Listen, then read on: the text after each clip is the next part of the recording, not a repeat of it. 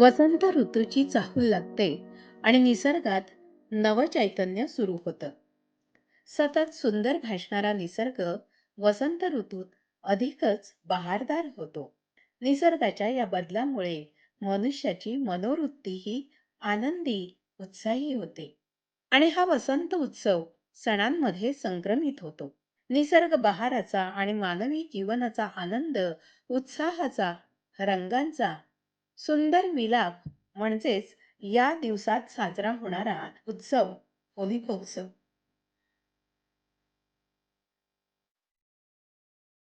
ग्रामदेवतेच्या अनुमतीनं होळीचं झाड निवडलं जातं.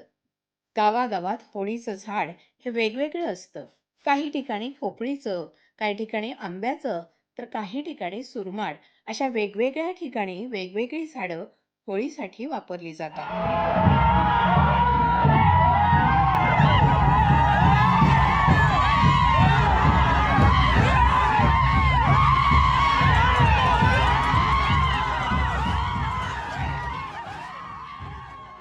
मित्र हो, कोकणातील शिमगोत्सवाबद्दल माहिती सांगायची तर जेवढी आपण माहिती सांगू तेवढी थोडीच असते. कारण कोकणातील प्रत्येक गावामध्ये वेगवेगळ्या प्रकारे हा शिमगोत्सव साजरा केला जातो. पण आज मी तुम्हाला होळी उत्सवाबद्दल सांगणार आहे. खरं तर होळी उत्सव हा सुद्धा प्रत्येक गावामध्ये वेगवेगळ्या प्रकारे साजरा केला जातो. तर होळी उत्सवामध्ये होळी जी आणली जाते तर ती काही ठिकाणी सुरमाडाची आणली जाते. पोफळ म्हणजे सुपारीचं झाड, तसंच आंबा. तर अशा प्रकारे वेगवेगळ्या झाडांची ही होळी आणली जाते. तर काही गावांमध्ये फाग पंचमीला म्हणजे धुलिवंदनच्या अगोदर साधारण 9 ते 10 दिवस ह्या उत्सवाला काही गावांमध्ये सुरुवात होते. तर त्या दिवशी त्या गावांमध्ये शिवरीचं झाड, एरंड किंवा अन्य काही गावातील झाडं ठरलेली असतात. तर ती झाडं तोडली जातात आणि होळी खेळवली जाते. असे त्यांच्याकडे 9 ते 10 दिवस हा उत्सव चालतो.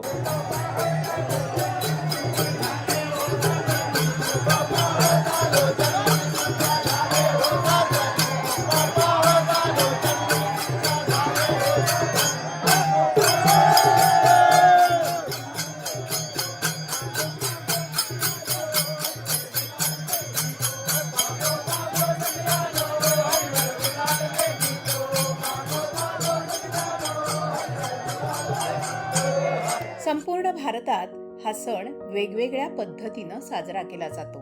उत्तर आणि दक्षिण भारतात याला होलिका दहन, ढोला यात्रा, हुताशनी या नावानं संबोधलं जातं. तर महाराष्ट्रात आणि कोकण किनारपट्टीत याला शिमगा असं म्हटलं जातं. कोकणातलो, मालवणी मुलखातलो शिगमोत्सव ह्यो फक्त एक सण नाही असा, तर तो उत्सव असा, महाउत्सव असा, परंपरा असा आणि संस्कृती सुद्धा असा. गेल्या शेकडो वर्षांची ही परंपरा आणि संस्कृती सुद्धा त्याच्यातच लपलेली असा. या निमित्तान बरेच सामाजिक गोष्टी सुद्धा साधले जातात. म्हणजे आता उदाहरणच देऊचं जर झाला तर या शिगमोत्सवात वर्षभर बंद असलेली घरा उघडली जातात. त्याची साफसफाई केली जाता. दारावर राधा येतली, नमन येतला, खेळे येतले, त्यांचा स्वागत करूचा असा, सारवणा केला जाता, रंगरंगोटी केली जाता. आता या राधेच्या निमित्तान गावातले मेळे येतात. मग त्यांचा स्वागत करूक आंबे ठेवले जातात, फणस ठेवले जातात. बरं, ते जर देऊचे असत तर झाडा लावची लागतात. ह्या सुद्धा कोकणातल्या माणसाक ठाऊका. म्हणून त्याची तजवीज करून त्यांनी वृक्षारोपण ह्यो शासनाचा उपक्रम न समजता आपली संस्कृती, आपली परंपरा म्हणांता जपलेला असा. त्याचबरोबर अनेक मोठमोठे दशावतार कलाकार सुद्धा कदाचित याच नमनातून, खेळातून आणि राधेतून पुढे इले असा म्हटलं तर वावग्या ठराचा नाही. आणि म्हणानच अजूनही मोठमोठे दशावतार कलाकार या राधेत कामा करताना, सोंगा घेताना, नाहीतर वाचपी म्हणान काम करताना दिसतात. या खेळात दिसणारो संकासूर, नरकासूर, या खेळात दिसणारो राक्षस, नारद, हे सगळेच जण वेगवेगळ्या गोष्टीची प्रतीका असत. शिमगा कोकण आणि गोव्यातला हा प्रमुख लोकोत्सव चैतन्यानं भरलेला आणि उत्साहानं ओतप्रोत ओसंडून वाहणारा. शिमग्याची खरी सुरुवात होते ती वसंत पंचमी पासून. यालाच फाग पंचमी असं म्हटलं जातं.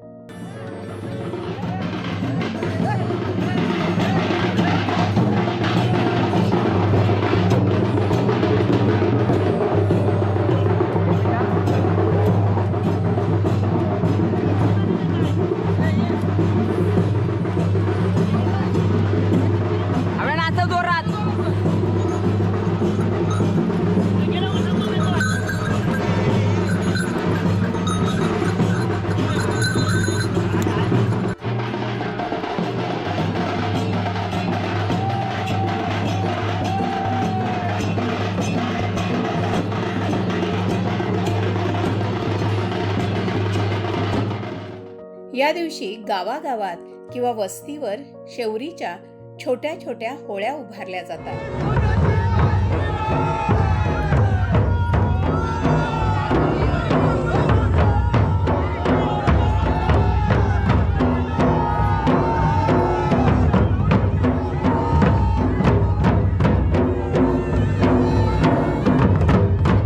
रात्री त्या प्रज्वलित केल्या जातात आणि इथूनच होळीच्या उत्सवाला हळूहळू रंग चढत जातो.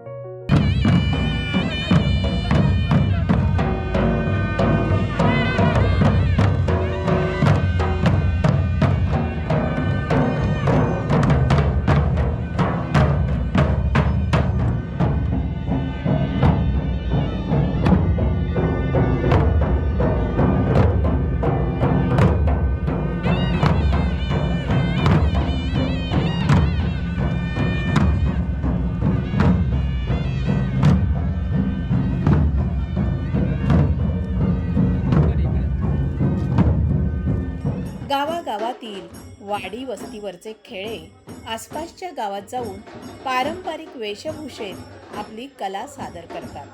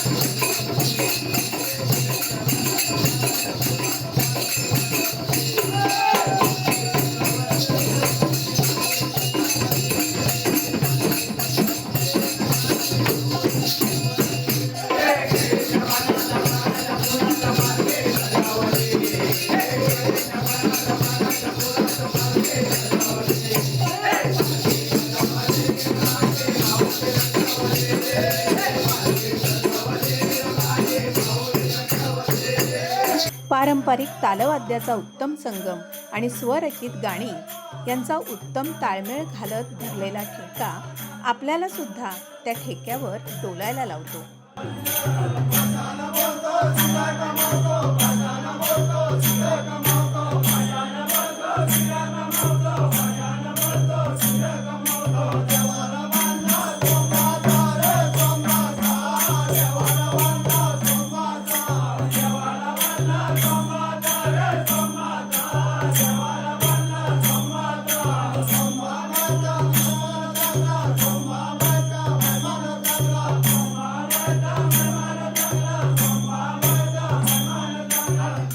नृत्य, टिपरी नृत्य, कोळी नृत्य यासारखे लोकनृत्य दिवसभर घराघरात जाऊन तेवढ्याच जोशपूर्णपणे ते सादर करतात. ह्या कलावंतांनाच आपण खेळे म्हणतो.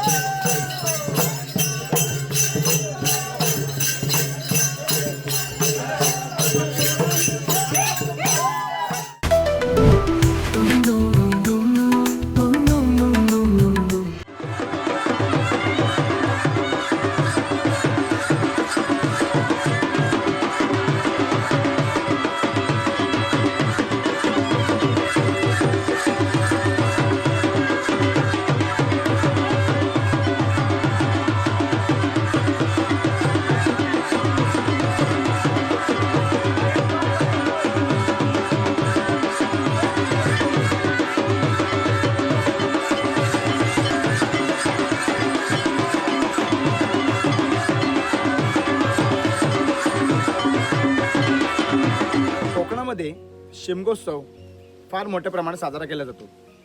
दुसऱ्या होळीला ही खेळी मंडळी बाहेर पडतात. खास करून जी गावं ज्या वेशीवरची गावं देवीने नेमून दिलेली आहेत त्या गावांमध्ये जाऊन त्यांचा कार्यक्रम सादर करतात व पुन्हा शेवटच्या दिवशी शेवटच्या होळीला आपल्या गावी परत येतात. या दरम्यान कोणाचे नवस असतील तर ते पूर्ण देखील केले जातात व नवीन नवस देखील लावले जातात. या गावभोवनीच्या खेळांमध्ये संकासुराबरोबर देवीचे प्रतिकात्मक रूप साकारणारे पात्र देखील असते. याला राधा असे म्हटले जाते. काही ठिकाणी याला गोमू किंवा कोळीण असे म्हणतात आणि हे स्त्री पात्र पुरुषच साकारतो. या शिमगोत्सवातलं खरं आकर्षण काय असेल तर तो म्हणजे संकासूर. आबालवृद्धांच्या आवडीचं आकर्षक वेशभूषेने नटलेलं असं एक पारंपरिक सोंग.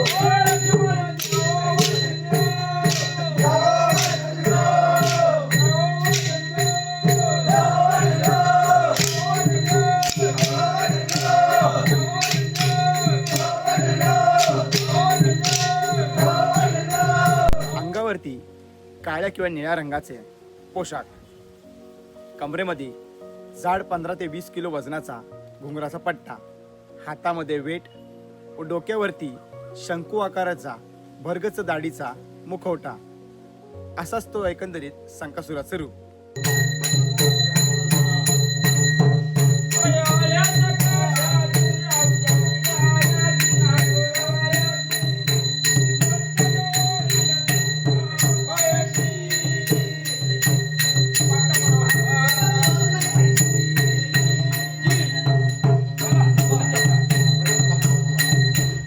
याच दिवसात देव देवळातून निघून भक्तांच्या भेटीला पाहुणचाराला येतात.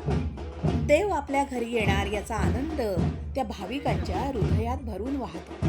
होळी पौर्णिमेच्या आधी देवांना रूपं लावली जातात, म्हणजे देवांना वस्त्रालंकारांनी सजवलं जातं आणि पालखीची सजावट करून या पालखीमध्ये देवांना विराजमान केलं जातं.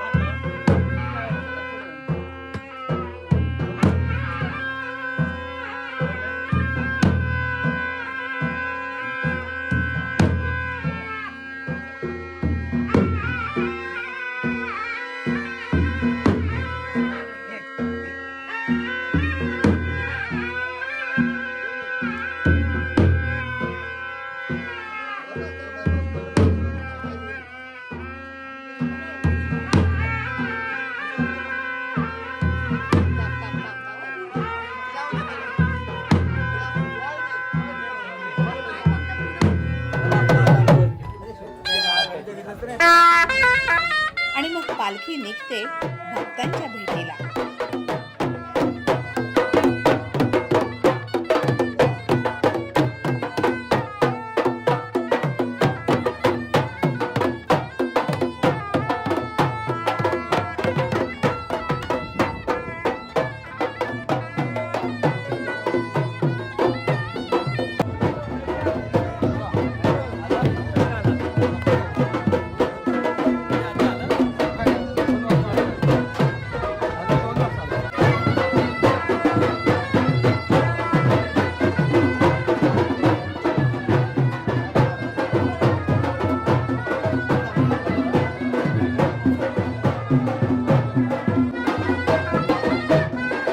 पालखीचे पाय धुवून देवांना बसण्यासाठी आसन घातलं जातं. घरातील स्त्रिया देवीची ओटी भरतात आणि देवाला नारळ अर्पण करून देवाचा कृपाशीर्वाद घेतात. पालखीचे पुजारी कुटुंबाच्या कल्याणासाठी आणि गावाच्या भल्यासाठी देवाला गाराणं घालतात.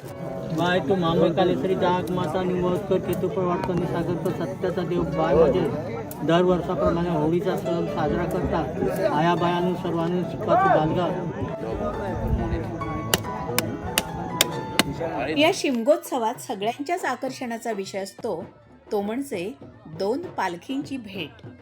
डोळ्यांचे पारणे फेडणारा असा हा अविस्मरणीय अवर्णनीय क्षण डोळ्यात साठवून घेण्यासाठी लाखो भाविक त्या ठिकाणी गोळा होतात आणि एक आगळा वेगळा अनुभव घेतात. पालखी नाचवणं हा तर भाविकांचा अमृतोत्सव. प्रत्येक जण आपल्या देवीची पालखी खांद्यावर घेऊन नाचवण्यासाठी आतुरलेला असतो. जसजशी फाल्गुन पौर्णिमा जवळ येते तसतसं हा रंग अधिक गडद होत जातो.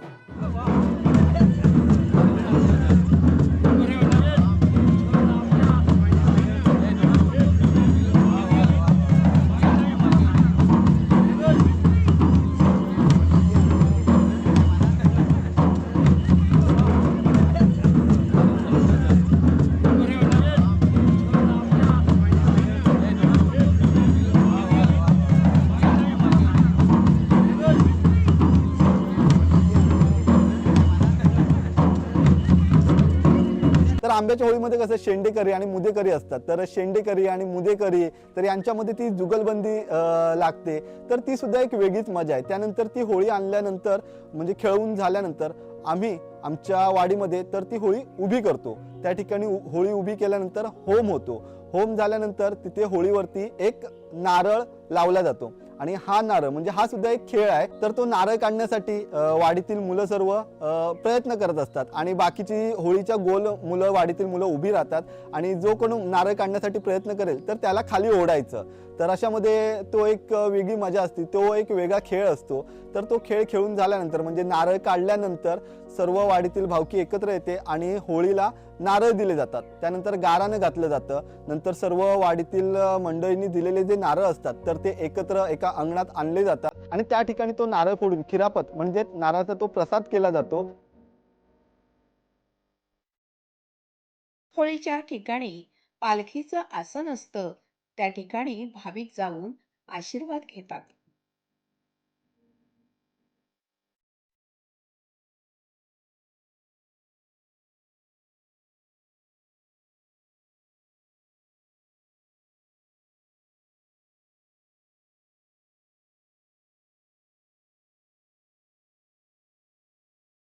होळी नाचवणं, ती नेमात घालणं, पेटवणं या सगळ्या पारंपरिक रूढी परंपरा अगदी आस्थेनं आणि श्रद्धापूर्वक केल्या जातात.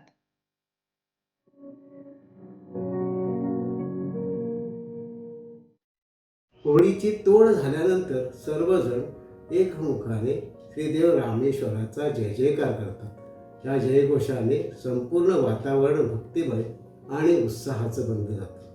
शेवटी सर्व ग्रामस्थ मंडळी मंदिरामध्ये एकत्र येतात आणि तेथे नारळाचा प्रसाद तयार करून सर्वांना वाटला जातो. गावातील होळीचा हा सण केवळ हा सण नसून आपल्या गावाची परंपरा, श्रद्धेची आणि गावातील एकोप्याचे जिवंत उदाहरण आहे.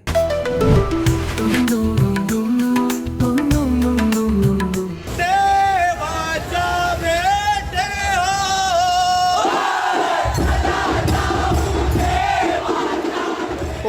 त्याप्रमाणेच गोव्यात सुद्धा हा शिमगोत्सव अत्यंत पारंपरिक पद्धतीनं साजरा केला जातो. होळीच्या आरोळ्या देणं, होळी नाचवणं यामुळे भाविकांना एक प्रकारे निरोगी आरोग्यासाठी चैतन्य मिळतं.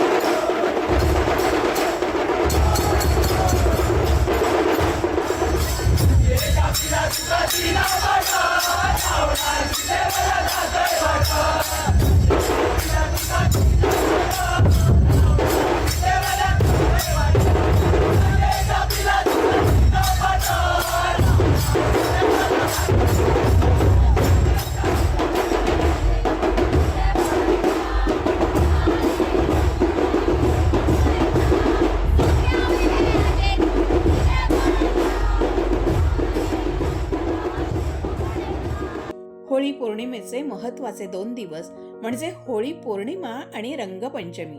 शिमग्याच्या उत्सवाची सांगता होते ती रंगपंचमीने. घरोघरी रंगांची उधळण होते आणि पालखी सुद्धा रंगपंचमीला नाचवली जाते. रंगोत्सव खेळून देव पुन्हा आपल्या स्वगृही परततात. बऱ्याच कोकणातल्या घरांमध्ये वृद्ध माणूस रवतात. वर्षभर कोण त्यांची जाग घेणत नाही, पण या शिमगोत्सवात जेव्हा खेळे किंवा राधा जेव्हा त्यांच्या घराकडे जातात ना, तेव्हा त्या घरातल्या जुन्या माणसांची जाग घेतली जाता. त्यांची परिस्थिती कशी असा, आरोग्य कसा असा, काय त्यांना गरज असा की नाही, या गोष्टीची सुद्धा चर्चा होता. मग ती गावात त्याची चर्चा करून त्याच्यावर योग्य उपाययोजना केली जाता. जे कोण अति आजारी असत त्यांच्यावर वर्षभर लक्ष ठेवण्याची सुद्धा जबाबदारी कोणा नाही कोणावर दिली जातात. आणि म्हणूनच शिमगोत्सव ह्यो फक्त एक फॉर्मॅलिटीचा सण नाही असा आमच्यासाठी कोकणकरांसाठी ती संस्कृती परंपरा असा, आणि जी आम्ही सगळ्यांनी अगदी मना काळजातून जपान ठेवलेली असा. आणि म्हणूनच अभिमान असा आमका कोकणकरांचो, अभिमान असा आमका कोकणातल्या शिमगोत्सवाचो. नकारात्मकता जाळून सकारात्मक दिशेने जाण्याचा हा प्रवास.